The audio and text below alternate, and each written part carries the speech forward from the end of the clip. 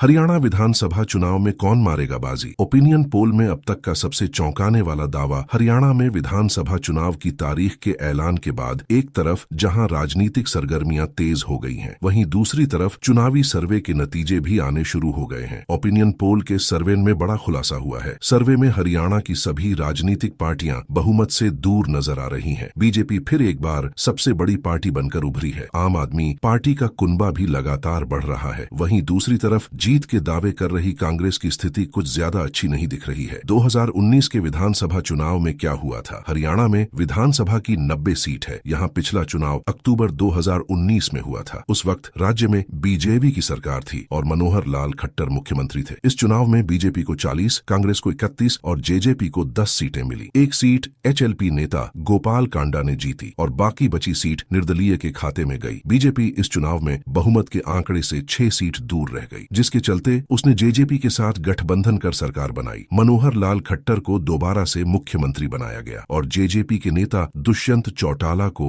उप मुख्यमंत्री बनाया गया। खैर, इसके बाद बहुत कुछ हुआ जिसका जिक्र हम आगे करेंगे। अहीरवाल क्षेत्र में गुड़गांव, रेवाड़ी और महेंद्रगढ़ जिले आते हैं। इन जिलों में अहीरों, यादवों का प्रभाव है, संख्या बल और राजनीति दोनों के लिहाज से। इसके अलावा दक्षिण हरियाणा के झज्जर और भिवानी में भी अहीर समुदाय की आबादी ठीक ठाक है। रही बात संख्या बल की, तो जाटों और दलितों के बाद हरियाणा में तीसरे नंबर पर यादव हैं, जिनकी आबादी लगभग 10-12% है। हरियाणा विधानसभा में तकरीबन 20 सीटें दक्षिण हरियाणा से आती हैं। विधानसभा चुनावों में अहीरवाल क्षेत्र की भी अपनी खास भूमिका है। मौजूदा राजनीति के हिसाब से इस क्षेत्र में बीजेपी की अच्छी पकड़ है। जानकारों का दावा रहा है कि इस क्षेत्र के किसानों का किसान आंदोलन से कोई खास सरोकार नहीं रहा है। केंद्रीय मंत्री राव इंद्रजीत सिंह इसी क्षेत्र से आते हैं। इनके अलावा क्षेत्र में कांग्रेस के कैप्टन अजय यादव, बीजेपी सरकार के पूर्व मंत्री रामबिलास शर्मा, कांग्रेस नेता राव दान सिंह का भी ठीक ठाक प्रभाव है। जाटलैंड हरियाणा में रोहतक, सोनीपत, पानीपत, जींद, कैथल, सिरसा, झज्जर, फतेहाबाद, हिसार और भिवानी जिले की करीब 30 विधानसभा सीटों पर जाटों का अच्छा प्रभाव है। इस कारण ही इलाके को जाटलैंड भी कहा जाता है। यहाँ चौधर का नारा चलता है। पूर्व मुख्यमंत्री और कांग्रेस नेता भूपेंद्र सिंह हुड्डा इसी इलाके से आते हैं और चौधर के नारे के दम पर 2 बार राज्य के मुख्यमंत्री रह चुके हैं। इसके अलावा जाटलैंड में चौटाला परिवार का भी ठीक ठाक प्रभाव है। इलाके से ताल्लुक कैप्टन अभिमन्यु का भी है, जो बीजेपी के बड़े चेहरे हैं। ये इलाका बीजेपी के लिए कभी भी आसान नहीं रहा, क्योंकि बीजेपी पर हमेशा ही एंटी जाट पॉलिटिक्स करने के आरोप लगते रहे हैं। उत्तरी हरियाणा, पंचकूला, अंबाला, कुरुक्षेत्र, कैथल, करनाल, पानीपत ये पंजाबी भाषी इलाके माने जाते हैं। 2014 के लोकसभा चुनाव और विधानसभा चुनाव के बाद से यह क्षेत्र बीजेपी के लिए अनुकूल रहा, लेकिन मौजूदा परिस्थिति बिल्कुल अलग है। जानकार बताते हैं कि किसान आंदोलन का असर और सरकार के खिलाफ एंटी इनकम्बेंसी इस इलाके में सबसे ज्यादा देखने को मिल रही है। वो भी तब जब सूबे के पूर्व मुख्यमंत्री मनोहर लाल खट्टर और मौजूदा सीएम नायब सिंह सैनी इसी इलाके से आते हैं। ये तो बात हुई सामाजिक ताने बाने की, लेकिन 2019 के विधानसभा चुनाव से ठीक पहले और उसके बाद सूबे में बहुत कुछ बदला। उत्तरी हरियाणा, पंचकूला, अंबाला, कुरुक्षेत्र, कैथल, करनाल, पानीपत ये पंजाबी भाषी इलाके माने जाते हैं। 2014 के लोकसभा चुनाव और विधानसभा चुनाव के बाद से यह क्षेत्र बीजेपी के लिए अनुकूल रहा, लेकिन मौजूदा परिस्थिति बिल्कुल अलग है। जानकार बताते हैं कि किसान आंदोलन का असर और सरकार के खिलाफ एंटी इनकम्बेंसी इस इलाके में सबसे ज्यादा देखने को मिल रही है। वो भी तब जब सूबे के पूर्व मुख्यमंत्री मनोहर लाल खट्टर और मौजूदा सीएम नायब सिंह सैनी इसी इलाके से आते हैं। ये तो बात हुई सामाजिक ताने बाने की, लेकिन 2019 के विधानसभा चुनाव से ठीक पहले और उसके बाद सूबे में बहुत कुछ बदला। दुष्यंत चौटाला साथ आए फिर अलग हुए। 2019 में दुष्यंत चौटाला ने अपनी पारिवारिक पार्टी इंडियन नेशनल लोकदल से बाहर आकर खुद की पार्टी बनाई थी और नई पार्टी के जरिए अपनी पहचान स्थापित करने की कोशिश में लगे थे। विधानसभा चुनावों में उनको 10 सीटें मिली, जिसके बाद गठबंधन सरकार में उनको उप मुख्यमंत्री बनने का मौका मिला। हालांकि उनके कई समर्थकों को ये फैसला पसंद नहीं आया था, क्योंकि उन्होंने विधानसभा चुनावों में बीजेपी के खिलाफ जमकर कैंपेन चलाया था। चुनाव के नतीजों से भी यही साफ हुआ कि जाट वोटरों की नाराजगी बीजेपी के खिलाफ केंद्रित तो थी, लेकिन फायदा दुष्यंत की पार्टी और कांग्रेस के बीच बंट गया था। मार्च 2024 में इस गठबंधन सरकार के 4.5 साल पूरे होने के बाद बीजेपी ने जेजेपी के साथ अपने रास्ते अलग कर लिए। इस बीच पिछले कुछ दिनों में जेजेपी के 4 विधायक पार्टी छोड़ चुके हैं। इस चुनाव में जेजेपी और दुष्यंत चौटाला की राजनीतिक संभावनाओं के बारे में वरिष्ठ पत्रकार धर्मेंद्र कंवारी बताते हैं। मनोहर लाल खट्टर का इस्तीफा, बीजेपी जेजेपी गठबंधन गठबंधन के टूटने के बाद मनोहर लाल खट्टर ने लोकसभा चुनाव से पहले मुख्यमंत्री पद से इस्तीफा दे दिया, जिसके बाद उनके करीबी माने जाने वाले कुरुक्षेत्र से तत्कालीन सांसद नायब सिंह सैनी को हरियाणा का मुख्यमंत्री बनाया गया। नायब सिंह सैनी खट्टर की खाली की गई करनाल विधानसभा सीट से चुनाव लड़े और जीते। वहीं मनोहर लाल खट्टर ने 2024 में करनाल लोकसभा सीट से चुनाव लड़ा और जीत हासिल की। सैनी को जहां राज्य का जिम्मा मिला, वहीं मनोहर लाल खट्टर केंद्र में मंत्री बन गए। कौन कौन सी पार्टियां ताल ठोक रही हैं? हरियाणा विधानसभा में कई पार्टियां चुनावी मैदान में हैं। बीजेपी और कांग्रेस अकेले मैदान में हैं। वहीं इंडियन नेशनल लोक दल INLD और बहुजन समाज पार्टी गठबंधन बनाकर हिस्सा ले रही हैं। जेजेपी ने अभी अपना स्टैंड क्लियर नहीं किया है कि वो किसी पार्टी के गठबंधन करेगी या अकेले चुनाव लड़ेगी। दूसरी तरफ AAP को भी लेकर स्थिति स्पष्ट नहीं है। खबरें तो ऐसी भी आईं कि जेजेपी और आप साथ आएंगे, पर पुष्टि नहीं हुई है। हालांकि एक पुष्टि हो गई है, बीजेपी मुख्यमंत्री नायब सिंह सैनी के नेतृत्व में ही चुनाव लड़ेगी। वहीं कांग्रेस ने मुख्यमंत्री के लिए किसी नाम की घोषणा नहीं की है। कांग्रेस का हरियाणा मांगे हिसाब कैंपेन। जुलाई में कांग्रेस पार्टी ने भूपेंद्र सिंह हुड्डा के नेतृत्व में बीजेपी सरकार के खिलाफ एक चार्जशीट लॉन्च की, जिसमें बेरोजगारी और कानून व्यवस्था जैसे मुद्दों पर सरकार को घेरा गया। साथ ही 15 जुलाई से पार्टी ने एक राज्यव्यापी कैंपेन भी शुरू किया, जिसका नाम रखा गया हरियाणा मांगे हिसाब। इस अभियान के तहत कांग्रेस के नेता 2 महीने में राज्य की सभी 90 सीटों का दौरा करेंगे और सरकार की कमियों के बारे में लोगों को बताएंगे। हरियाणा चुनाव में कांग्रेस के 2 बड़े चेहरे हैं, कुमारी शैलजा और भूपेंद्र सिंह हुड्डा। चुनावी तैयारियों की बात करें तो भूपेंद्र हुड्डा अब तक 50 से 55 विधानसभा क्षेत्रों की यात्रा कर चुके हैं। वहीं कुमारी शैलजा भी हरियाणा में लगातार एक्टिव हैं। राज्य में कांग्रेस की मौजूदा स्थिति के बारे में धर्मेंद्र कंवारी बताते हैं, बीजेपी अपनी सोशल इंजीनियरिंग के जरिए विपक्ष के नैरेटिव का काउंटर करने की तैयारी में है। जातीय समीकरण साधने के लिए बीजेपी ने मनोहर लाल खट्टर को हटाकर नायब सिंह सैनी को मुख्यमंत्री बनाया। प्रदेश अध्यक्ष की कुर्सी पर ब्राह्मण चेहरे मोहन लाल बड़ौली को बैठाया और जाट वोट में सेंधमारी करने के लिए कांग्रेस की बागी और हरियाणा के पूर्व CM बंसीलाल की बहू किरण चौधरी को पार्टी में शामिल करवाया और अब उन्हें राज्यसभा भेजने का निर्णय भी किया है। कांग्रेस और भाजपा दोनों ही आंतरिक कलह से जूझ रहे हैं। कांग्रेस के 2 बड़े चेहरे भूपेंद्र सिंह हुड्डा और कुमारी शैलजा के बीच की सियासी खींचतान जग जाहिर है, लेकिन राहुल गांधी के हस्तक्षेप के बाद से दोनों एक दूसरे पर हमला करने से परहेज कर रहे हैं। वहीं बीजेपी के लिए आंतरिक गुटबाजी सिरदर्द पैदा कर रही है। अहीरवाल क्षेत्र में अच्छी पकड़ रखने वाले केंद्रीय मंत्री राव इंद्रजीत कैबिनेट रैंक नहीं मिलने से नाराज बताए जा रहे हैं। राव इंद्रजीत के करीबी धर्मबीर सिंह ने घोषणा कर दी है कि 2024 का लोकसभा चुनाव उनका आखिरी चुनाव था। वहीं उनके छोटे भाई राजबीर सिंह लाला ने तोशाम विधानसभा सीट से कांग्रेस से टिकट मांगा है। नाराज नेताओं की सूची में पूर्व मंत्री अनिल विज का भी नाम है। इस साल मार्च में मंत्रिमंडल से हटाए जाने के बाद से नाराज चल रहे हैं। हरियाणा के हिसार जिले की 7 विधानसभा सीट है। भाजपा को 5 सीट, कांग्रेस को 2 सीट, आम आदमी पार्टी को 0 सीट, निर्दलीय को 0 सीट। हरियाणा के महेंद्रगढ़ जिले की 4 विधानसभा सीट है। भाजपा को 3 सीट, कांग्रेस को 1 सीट, आम आदमी पार्टी को 0 सीट, निर्दलीय को 0 सीट। हरियाणा के सिरसा जिले की 5 विधानसभा सीट है। भाजपा को 1 सीट, कांग्रेस को 2 सीट, आम आदमी पार्टी को 1 सीट, निर्दलीय को 1 सीट। हरियाणा की 90 विधानसभा सीट में से 16 विधानसभा सीट का ओपिनियन पोल। हरियाणा के रेवाड़ी जिले की 3 विधानसभा सीट है। भाजपा को 3 सीट, कांग्रेस को 0 सीट, आम आदमी पार्टी को 0 सीट, निर्दलीय को 0 सीट। हरियाणा के नूह जिले की 3 विधानसभा सीट है। भाजपा को 0 सीट, कांग्रेस को 3 सीट, आम आदमी पार्टी को 0 सीट, निर्दलीय को 0 सीट। हरियाणा के गुड़गांव जिले की 4 विधानसभा सीट है। भाजपा को 2 सीट, कांग्रेस को 1 सीट, आम आदमी पार्टी को 1 सीट, निर्दलीय को 0 सीट। हरियाणा की 90 विधानसभा सीट में से 26 विधानसभा सीट का ओपिनियन पोल आपको बता रहे हैं। भाजपा को 14 सीट, कांग्रेस को 9 सीट, आम आदमी पार्टी 2 सीट, निर्दलीय को 1 सीट। हरियाणा के कैथल जिले की 4 विधानसभा सीट है। भाजपा को 3 सीट, कांग्रेस को 0 सीट, आम आदमी पार्टी को 0 सीट, निर्दलीय को 1 सीट। हरियाणा के कुरुक्षेत्र जिले की 4 विधानसभा सीट है। भाजपा को 3 सीट, कांग्रेस को 1 सीट, आम आदमी पार्टी को 0 सीट, निर्दलीय को 0 सीट। हरियाणा के करनाल जिले की 5 विधानसभा सीट है। भाजपा को 5 सीट, कांग्रेस को 0 सीट, आम आदमी पार्टी को 0 सीट, निर्दलीय को 0 सीट। हरियाणा की 90 विधानसभा सीट में से 29 विधानसभा सीट का ओपिनियन पोल आपको बता रहे हैं। भाजपा को 25 सीट, कांग्रेस को 10 सीट, आम आदमी पार्टी 2 सीट, निर्दलीय को 2 सीट। हरियाणा के पानीपत जिले की 4 विधानसभा सीट है। भाजपा को 2 सीट, कांग्रेस को 2 सीट, आम आदमी पार्टी को 0 सीट, निर्दलीय को 0 सीट। हरियाणा के चरखी दादरी जिले की 2 विधानसभा सीट है। भाजपा को 1 सीट, कांग्रेस को 0 सीट, आम आदमी पार्टी को 1 सीट, निर्दलीय को 0 सीट। हरियाणा के सोनीपत जिले की 6 विधान विधानसभा सीट हैं। भाजपा को 2 सीट, कांग्रेस को 4 सीट, आम आदमी पार्टी को 0 सीट, निर्दलीय को 0 सीट। हरियाणा की 90 विधानसभा सीट में से 51 विधानसभा सीट का ओपिनियन पोल आपको बता रहे हैं। भाजपा को 30 सीट, कांग्रेस को 16 सीट, आम आदमी पार्टी 3 सीट, निर्दलीय को 2 सीट। हरियाणा के भिवानी जिले की 4 विधानसभा सीट है। भाजपा को 3 सीट, कांग्रेस को 1 सीट, आम आदमी पार्टी को 0 सीट, निर्दलीय को 0 सीट। हरियाणा के फतेहाबाद जिले की 3 विधानसभा सीट है। भाजपा को 2 सीट, कांग्रेस को 1 सीट, आम आदमी पार्टी को 0 सीट, निर्दलीय को 0 सीट। हरियाणा के पंचकुला जिले की 2 विधानसभा सीट है। भाजपा को 2 सीट, कांग्रेस को 0 सीट, आम आदमी पार्टी को 0 सीट, निर्दलीय को 0 सीट। हरियाणा की 90 विधानसभा सीट में से 60 विधानसभा सीट का ओपिनियन पोल आपको बता रहे हैं। भाजपा को 87 सीट, कांग्रेस को 18 सीट, आम आदमी पार्टी 3 सीट, निर्दलीय को 2 सीट। हरियाणा के अंबाला जिले की 4 विधानसभा सीट है। भाजपा को 2 सीट, कांग्रेस को 2 सीट, आम आदमी पार्टी को 0 सीट, निर्दलीय को 0 सीट। हरियाणा के यमुनानगर जिले की 4 विधानसभा सीट है। भाजपा को 2 सीट, कांग्रेस को 2 सीट, आम आदमी पार्टी को 0 सीट, निर्दलीय को 0 सीट। हरियाणा के रोहतक जिले की 4 विधानसभा सीट है। भाजपा को 0 सीट, कांग्रेस को 4 सीट, आम आदमी पार्टी को 0 सीट, निर्दलीय को 0 सीट। हरियाणा की 90 विधानसभा सीट में से 72 विधानसभा सीट का ओपिनियन पोल आपको बता रहे हैं। भाजपा को 40 सीट, कांग्रेस को 27 सीट, आम आदमी पार्टी 3 सीट, निर्दलीय को 2 सीट। हरियाणा के झज्जर जिले की 4 विधानसभा सीट है। भाजपा को 0 सीट, कांग्रेस को 3 सीट, आम आदमी पार्टी को 1 सीट, निर्दलीय को 0 सीट। हरियाणा के पलवल जिले की 3 विधानसभा सीट है। भाजपा को 3 सीट, कांग्रेस को 0 सीट, आम आदमी पार्टी को 0 सीट, निर्दलीय को 0 सीट। हरियाणा के जींद जिले की 4 विधानसभा सीट है। भाजपा को 4 सीट, कांग्रेस को 0 सीट, आम आदमी पार्टी को 0 सीट, निर्दलीय को 0 सीट। हरियाणा की 90 विधानसभा सीट में से 34 विधानसभा सीट का ओपिनियन पोल आपको बता रहे हैं। भाजपा को 47 सीट, कांग्रेस को 30 सीट, आम आदमी पार्टी 4 सीट, निर्दलीय को 3 सीट। हरियाणा के फरीदाबाद जिले की 6 विधानसभा सीट है। भाजपा को 4 सीट, कांग्रेस को 2 सीट, आम आदमी पार्टी को 0 सीट, निर्दलीय को 0 सीट। हरियाणा की 90 विधानसभा सीट में से 90 विधानसभा सीट का ओपिनियन पोल आपको बता रहे हैं। भाजपा को 51 सीट, कांग्रेस को 32 सीट, आम आदमी पार्टी 0 4 सीट, निर्दलीय को